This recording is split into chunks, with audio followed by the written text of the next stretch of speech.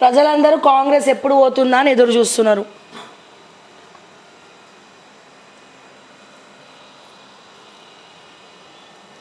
ఎంత భయంకరమైనటువంటి పరిస్థితులు అంటే ఇగో హైడ్రాతో వ్యతిరేకత మారుతున్న అమ్మో ఆంధ్రజ్యోతి రాసింది వార్త అంటే నాకు నిజమేనా? ఆర్కే కొంచెం గిచ్చవా ప్లీజ్, కొంచెం ఇక్కడ కళ అనుకుంటున్నా నేను. ఫ్రెండ్స్ ఇది కళ నిజమా?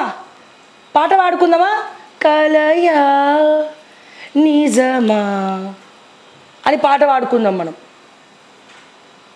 వ్యతిరేకత వార్తలు రాస్తుంది ఆంధ్రజ్యోతి.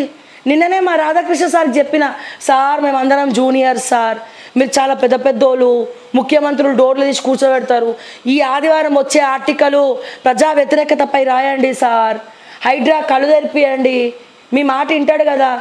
ఈ దువ్వెన మొత్తం అందరు రాసి రాసి బోర్లు కొట్టినాయి.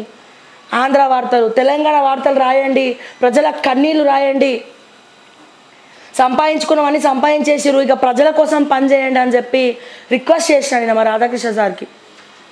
ఇగో హైడ్రాతో వ్యతిరేకత, మారుతున్న ప్రజాస్పందన, ప్రభుత్వానికి నివేదించిన వివిధ శాఖలు, దూకుడుగా వెళితే చట్టపరమైన సమస్యలు, ఉన్న అనుమతులన్నీ కూడా పరిగణలోకి తీసుకోవాలి, ఆక్రమణలకు జిహెచ్ఎంసీ హెచ్ఎండిఏ అనుమతుల్ని రద్దు చేసినాకనే చర్యలు చేపట్టాలి, తొలుత చెరువులు సరిహద్దుల లెక్క తేల్చాలి, ఎఫ్టీఎల్లో ఉంటే ముందుగా నోటీసులు ఇవ్వాలి, సోషల్ మీడియాలో వ్యతిరేక ప్రచారంపై ధీటైన వ్యూహంతో ముందుకెళ్ళడం అవసరం.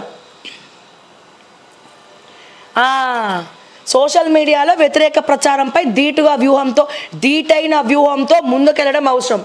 మీ వ్యూహాలు గీహాలు పక్కన పెట్టండి, మీ సునీల్ కనుగోలు వ్యూహం ఏం చెప్తుందో చెప్పండి, రేవంత్ రెడ్డి మన రాహుల్ గాంధీ ఏం చెప్తున్నాడో చెప్పండి. సోషల్ మీడియా మీద పడేయడం కాదు, సోషల్ మీడియా పవర్ ఏందో మరి రాహుల్ గాంధీ అని అడగండి, చెప్తాడు, బరాబర్ చెప్తాడు. సోషల్ మీడియా జోలికి పోకండయ్యా అని మొట్టికాయలు వేస్తాడు. పోయి ఆ సునీల్ కనుగోలు పోయి అడుగు. రేవంత్ రెడ్డి చేసినటువంటి పెంట పనులే, మాట్లాడినటువంటి మాటలే ఈ రోజున రేవంత్ రెడ్డి కర్మ చుట్టూ తిరుగుతుంది, గుర్తుపెట్టుకోండి.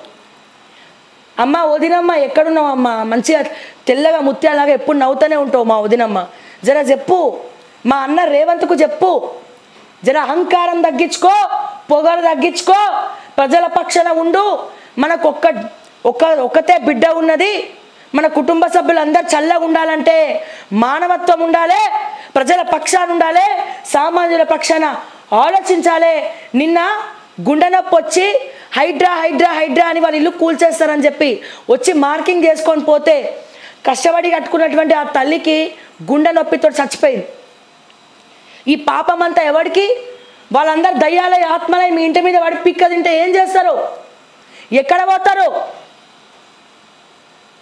ఎంత బాధాకరం అంటే ఈ రోజున చిన్న చిన్న ఏజ్లో మాసివాటెక్కులు వస్తున్నాయి.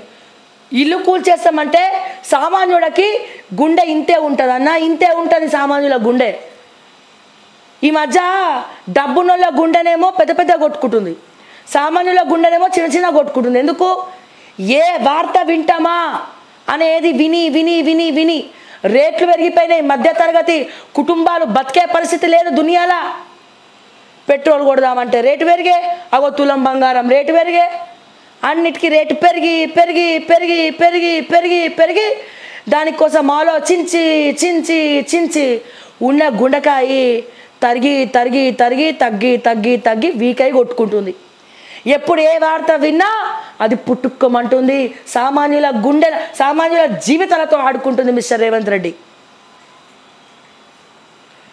వదినమ్మ చెప్పు, రేవంత్ అన్నకి చెప్పు, సామాన్యుల బతుకుల్లో మట్టి కొట్టద్దని చెప్పు, సామాన్యుల జోలికి రావద్దని చెప్పు. అర్థమవుతుందా? చెప్పు. శాపనార్థాలు పెడుతున్నారు, కుటుంబ సభ్యులు సర్వనాశనం అయిపోవాలని ఊర్లలో శాపనార్థాలు పెడుతున్నారు. రేవంత్ వద్దు, మనకున్న ఆస్తులు చాలు, ఈ మూసీ నది ఇవన్నీ వద్దు, ఉన్నది ఫస్ట్ పూడికలది, అవన్నీ వదిలేయి రేవంత్ రెడ్డి అని చెప్పు మీ ఆయనకి.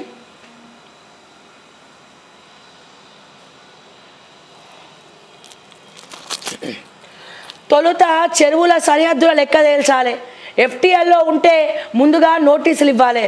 సోషల్ మీడియాలో వ్యతిరేక ప్రచారంపై ధీటైన వ్యూహంతో ముందుకెళ్ళడం. అక్కడ మీ ఆఫీసర్లకు వెళ్ళే ధైర్యం లేదు. ముందుగానే మొత్తం రౌండప్ చేసి నించుంటున్నారు ఆఫీసర్లు రాకుండా. 1,50,000 కోట్లు పెద్ద స్కామ్ కాబోతుంది తెలుసా నీకు? ఎవరి కోసం ఇదంతా చేస్తున్నారు తెలుసా? ఇవి తెలుసుకోవాలంటే సాయంత్రం ఎక్స్క్లూజివ్గా లైవ్ చూడండి. స్పెషల్ స్టోరీ ఉంది దీని మీద. ఒక కుండ బద్దలు కొట్టే బ్లాస్టింగ్ న్యూస్ ఉంది. ఎవరి కోసం ఎవరిని రోడ్డుకి ఏడుస్తున్నావో కుండ బద్దలు కొట్టి చెప్పబోతుంది ఎక్స్క్లూజివ్గా. ఓకే టీవీలో చూడండి ఈరోజు సాయంత్రం.